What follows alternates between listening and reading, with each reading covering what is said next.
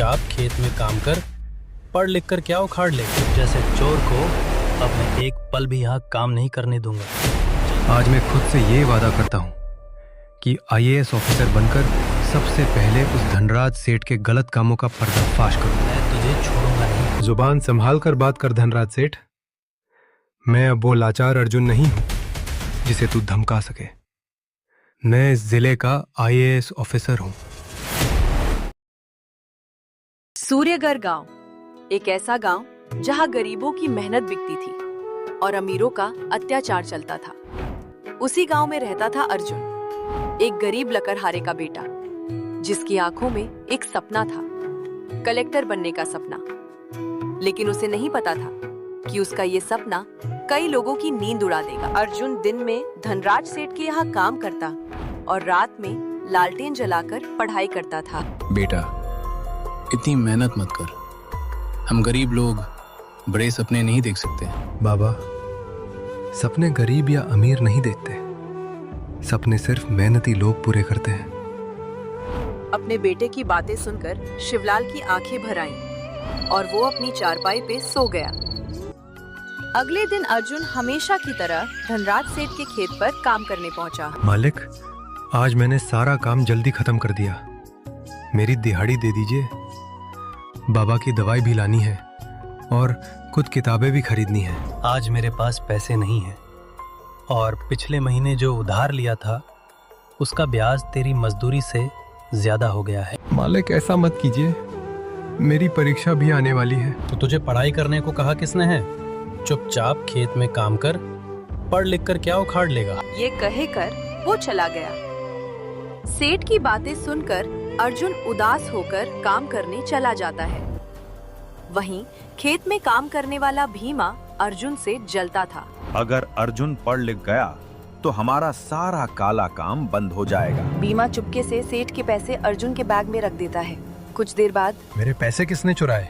मालिक, कल अर्जुन को पैसों की जरूरत थी। नहीं मालिक, मैंने चोरी नहीं की। भीमा अर्जुन का बैग खोलता है और उसमें से पैसे निकल आते हैं। चोरी? मैंने तुझे काम दिया, तुझ पर भरोसा किया और तूने मेरे साथ ही गद्दारी कर दी। नहीं मालिक, यकीन मानिए, मुझे नहीं पता ये पैसे मेरे बैग में कैसे आए। तो जैसे चोर को अब मैं एक पल भी यहाँ काम नहीं करने दूंगा। चल निकल यहाँ से। धनराज सेठ अर्जुन को धक्का देकर वहाँ से भगा देता है। ये देखकर भीमा मन ही मन बहुत खुश होता है। हे भगवान, अब क्या होगा?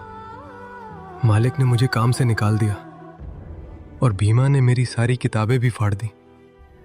अब मैं कमाऊंगा कैसे और पढ़ाई कैसे करूंगा? अर्जुन उदास होकर अपने घर लौट आता है। अरे अर्जुन, आज तू इतनी जल्दी घर आ गया बेटा, क्या बात है? पिताजी, मालिक ने मुझे काम से निकाल दिया। काम से निकाल दिया? मगर क्यों बेटा? अर्जुन अब अपने पिता को सारी बात बताता है, जिसे सुनकर वो भी बहुत दुखी होते हैं। कोई बात नहीं बेटा, अगर तुम सच्चे हो तो देखना, समय तुम्हारी सच्चाई जरूर साबित कर देगा। जी पिताजी, मैं आज से ही कोई नया काम ढूंढूंगा। अगली सुबह अर्जुन काम की तलाश में गांव निकल जाता है। अरे अर्जुन, तू यहाँ? मैंने सुना है कि तू आईएएस बनने की तैयारी कर रहा है। जी काका जी, लेकिन अभी मैं ये काम की तलाश में आया हूँ। क्या आप मुझे अपने यहाँ कोई काम दे सकते हैं? काम? लेकिन तू तो धनराज सेठ के यहाँ खेती करता है ना? कि तभी वहाँ पास में बैठा भीमा बोलता है। अरे काका, ये क्या बताएगा? मैं बताता हूँ।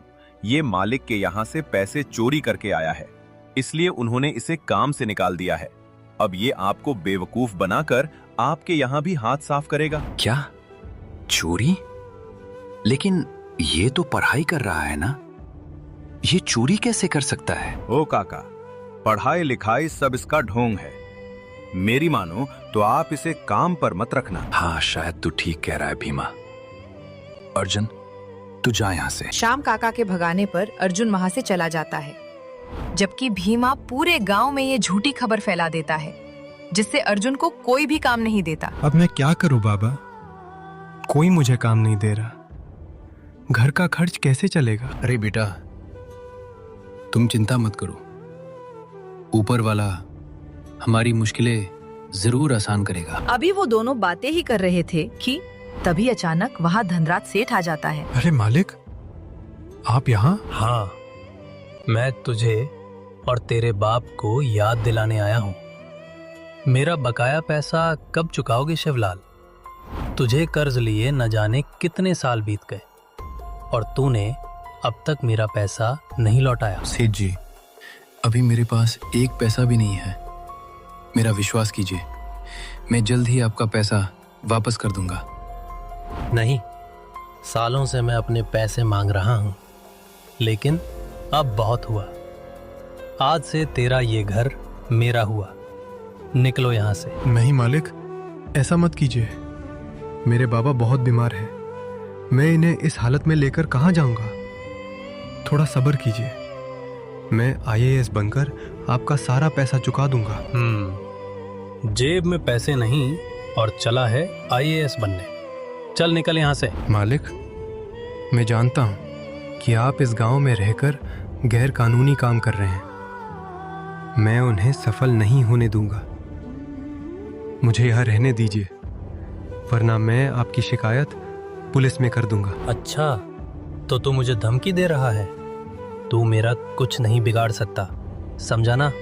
अब निकल यहाँ से। इतना कहकर धनराज सेठ अर्जुन और उसके बीमार पिता को घर से बाहर निकाल देता है। अर्जुन अपने बाबा और अपनी फटी पुरानी किताबों को समेटकर वहां से चला जाता है। हाय राम, अब क्या होगा बेटा? हम कहाँ जाएंगे? पता नहीं बाबा, लेकिन आप चिंता मत कीजिए। मैं गांव में किसी से मदद मांगता हूँ। कोई ना कोई हमारी मदद जरूर करेगा। अर्जुन अपने बीमार पिता को सहारा देकर गांव के बीचों बीच पहुंचता है, जहां भीमा और उसका दोस्त भोला गांव के कुछ लोगों के साथ खड़े होते हैं। अरे अर्जुन, तू यहाँ क्या कर रहा है? क्या तू आईएएस बनने के लिए शहर जा रहा है? नहीं भीमा, धनराज सेठ ने हमें घर से निकाल दिया है और बाबा की तबीयत भी बहुत खराब है। अगर तुम हमें अपने घर में थोड़ी सी जगह दे सको तो तुम्हारा बहुत एहसान होगा। अरे नहीं नहीं भाई, मैं तुझे अपने घर में रखकर चोरी थोड़ी करवाऊंगा। चल जा यहाँ से। अरे भाइयों, तुम सब भी कान खोल कर सुन लो। इसे कोई अपने घर में रहने की जगह मत देना। ये बहुत बड़ा चोर है। इतना कहकर वो लोग वहां से चले जाते हैं। अब गांव में एक के बाद एक हर कोई अर्जुन की मदद करने से मना कर देता है। हाय राम, अब क्या होगा बेटा? हम कहाँ जाएंगे? बाबा, आप चिंता मत कीजिए। मैं कोई ना कोई रास्ता जरूर निकाल लूंगा। अपने बीमार बाबा को झूठी तसल्ली देकर अर्जुन उन्हें जंगल की तरफ ले जाता है और एक विशाल बरगद के पेड़ के नीचे लिटा देता है, जिसकी घनी छाया पूरी जमीन पर फैली हुई थी। बाबा, फिलहाल हमें रहने के लिए कोई जगह नहीं मिली है, लेकिन ये बरगद का पेड़ बहुत विशाल है और इसकी छाया में काफी ठंडक है। आप यहीं आराम कीजिए। मैं आपके लिए खाने और दवाई का इंतजाम करता हूँ। इतना कहकर अर्जुन वहां से चला जाता है। अर्जुन के जाने के बाद शिवलाल की तबीयत अचानक बहुत ज्यादा बिगड़ने लगती है। अर्जुन, तू कहाँ चला गया बेटा? मेरे सीने में बहुत दर्द हो रहा है।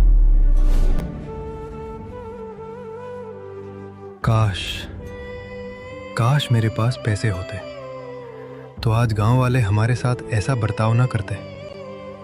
मुझे किसी भी हालत में बाबा के लिए दवाई का इंतजाम करना ही होगा। अभी अर्जुन काम की तलाश में भटक ही रहा था कि तभी उसे एक साधु बाबा भिक्षा मांगते हुए दिखाई देते हैं। भिक्षाम देही, भिक्षाम देही, भिक्षाम देही देही बेटा। साधु बाबा, मुझे माफ कर दीजिए। मेरे पास आपको देने के लिए कुछ भी नहीं है। उल्टा मैं खुद अपने बाबा की दवाई के लिए दर दर भटक रहा हूँ। कोई बात नहीं पुत्र, तुम चिंता मत करो। जरूरी नहीं कि मैं हर इंसान से भिक्षा ही लूं। वैसे तुम्हारे बाबा को क्या हुआ है और तुम इतने परेशान क्यों हो? क्या गांव में कोई तुम्हें काम नहीं दे रहा? नहीं साधु बाबा, इस गांव में अब कोई मुझे काम देने को तैयार नहीं है। साधु बाबा के पूछने पर अर्जुन ने उन्हें सारी बात बता दी। ये तो तुम्हारे साथ बहुत बड़ा अन्याय हुआ है पुत्र, लेकिन तुम घबराओ मत। कहते हैं ना, परिश्रम ही सफलता की कुंजी है। तुम बस मेहनत करते जाओ, सफलता एक दिन तुम्हारे कदम जरूर चूमेगी। और ये लो, मेरे पास भिक्षा में आए कुछ पैसे हैं, इनसे तुम अपने बाबा की दवाई ले लो। साधु बाबा, आपका बहुत बहुत धन्यवाद। इस मुश्किल समय में आपने मेरी मदद की, ये मेरे लिए बहुत बड़ी बात है। कल्याण हो पुत्र। अब अर्जुन उन पैसों से तुरंत दवाई खरीदकर बरगद के पेड़ के पास पहुंचता है, लेकिन वहां का नजारा देखकर उसके होश उड़ जाते हैं। बाबा, ये देखिए, मैं आपके लिए दवाई लेकर आया हूँ। जल्दी से इसे पी लीजिए, आप ठीक हो जाएंगे। बाबा, क्या हुआ? आप बोल क्यों नहीं रहे? अर्जुन जैसे ही अपने बाबा को छूकर देखता है, उसे पता चलता है कि उसके बाबा हमेशा हमेशा के लिए इस दुनिया को छोड़कर जा चुके हैं। नहीं, ये नहीं हो सकता बाबा, आप मुझे छोड़कर नहीं जा सकते। अभी तो आपको बहुत कुछ देखना था, आपको मुझे अफसर बनते देखना था। बाबा, आप अपना ये सपना अधूरा छोड़कर कैसे चले गए? नहीं बाबा। अर्जुन अब जैसे तैसे खुद को संभालता है और भारी मन से अपने बाबा का अंतिम संस्कार करता है। पैसों की कमी की वजह से आज मेरे बाबा की जान चली गई। आज मैं खुद से ये वादा करता हूँ कि आईएएस ऑफिसर बनकर सबसे पहले उस धनराज सेठ के गलत कामों का पर्दाफाश करूंगा और उसे कड़ी से कड़ी सजा दिलवाऊंगा। इधर अर्जुन अपने बाबा की चिता के सामने खड़े होकर खुद से ये वादा कर रहा था। वहीं दूसरी तरफ धनराज सेठ भीमा से कहता है, अब हमारे रास्ते का कांटा पूरी तरह से हट गया। अगर वो अर्जुन पढ़ लिख जाता तो हमारे सारे गलत कामों का सच गांव वालों के सामने आ जाता। अच्छा हुआ जो तुमने उसे गांव से बाहर निकलवा दिया। हाँ सेठ जी, वैसे इसके लिए आप मेरा एहसान मानिए। मैंने ही अर्जुन के खिलाफ पूरी साजिश रची थी ताकि वो हमेशा हमेशा के लिए हमारे रास्ते से हट जाए। इसलिए अब मैं अपना हिस्सा पक्का समझूं। अरे हाँ हाँ बिल्कुल, ये लो तुम्हारी वफादारी की कीमत। इधर अर्जुन हर हाल में आईएएस बनने का ठान लेता है और फिर उसी बरगद के पेड़ के नीचे रहकर दिन रात मेहनत करता है। इस तरह अर्जुन का संघर्ष और मेहनत लगातार जारी रहती है, कभी तपती धूप में तो कभी रात के अंधेरे में दिया जलाकर, और कभी खाली पेट रहकर भी अर्जुन पढ़ाई करता रहता था। आखिरकार कड़ी मेहनत के बाद परीक्षा का दिन आ जाता है और अर्जुन परीक्षा देने शहर चला जाता है। हे ईश्वर, आज मेरी बरसों की मेहनत का इम्तिहान है, मुझे कामयाब जरूर करना। अब अर्जुन आईएएस की परीक्षा देता है। कुछ दिनों बाद परीक्षा का परिणाम आता है और अर्जुन की दिन रात की कड़ी मेहनत रंग लाती है, क्योंकि अर्जुन ने परीक्षा में सबसे ज्यादा नंबर हासिल किए थे। अर्जुन, आपको बहुत बहुत मुबारक हो। आपने इतनी बड़ी परीक्षा में प्रथम स्थान हासिल किया है और अब आप एक आईएएस ऑफिसर बन गए हैं। धन्यवाद सर।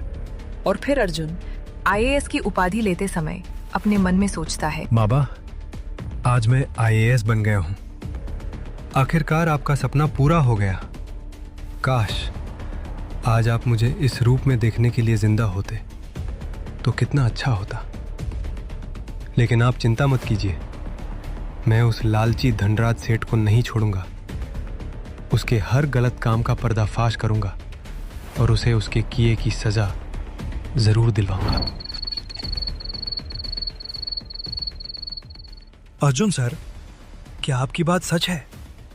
क्या यहाँ लड़कियों की तस्करी हो रही है? हाँ विक्रम सर, यहाँ सालों से लड़कियों की तस्करी का काला धंधा चल रहा है और इस पूरे गिरोह को चलाने वाले कोई और नहीं बल्कि धनराज सेठ और भीमा है। अर्जुन ये कहते हुए पुलिस के साथ गोदाम के अंदर जाता है। अचानक अर्जुन और पुलिस को अपने गोदाम के अंदर आते देख धनराज सेठ घबरा जाता है और कहता है, अर्जुन, तू यहाँ क्या कर रहा है? तेरी इतनी हिम्मत कि तू मेरे गोदाम में पुलिस लेकर आ गया? मैं तुझे छोड़ूंगा नहीं। जुबान संभाल कर बात कर धनराज सेठ। मैं अब वो लाचार अर्जुन नहीं हूं जिसे तू धमका सके। मैं इस जिले का आईएएस ऑफिसर हूं और तेरे हर पाप का पर्दाफाश करने आया हूं। नहीं, ये झूठ बोल रहा है। ये अपने बाबा की मौत और घर छिन जाने का बदला लेने के लिए मुझ पर झूठे आरोप लगा रहा है। मैं बदला नहीं, न्याय कर रहा हूं। विक्रम, अंदर जाकर देखो, इसने मासूम लड़कियों का अपहरण करके उन्हें बंधक बनाकर रखा है। साहब, इन लोगों ने हमारा अपहरण कर लिया था। ये हमें दूसरे शहर बेचने वाले थे। कृपया हमें बचा लीजिए। डरो मत बहनों, मैं यहाँ तुम सबको बचाने आया हूँ। विक्रम, इन दरिंदों को तुरंत गिरफ्तार करके सलाखों के पीछे डालो। और फिर लड़कियों और अर्जुन की गवाही के आधार पर पुलिस धनराज सेठ और भीमा को हथकड़ियां पहनाकर जेल में डाल देती है। अब पूरे सूर्यगढ़ गांव में अर्जुन की जय जयकार होने लगती है। इस तरह अर्जुन ने न केवल अपने बाबा का सपना पूरा किया, बल्कि पूरे गांव को एक बहुत बड़े अपराध से भी मुक्त करा दिया। मुश्किलें चाहे कितनी भी बड़ी क्यों ना हो, अगर इंसान मेहनत और सच्चाई का साथ न छोड़े तो एक दिन सफलता उसके कदम जरूर चूमती है।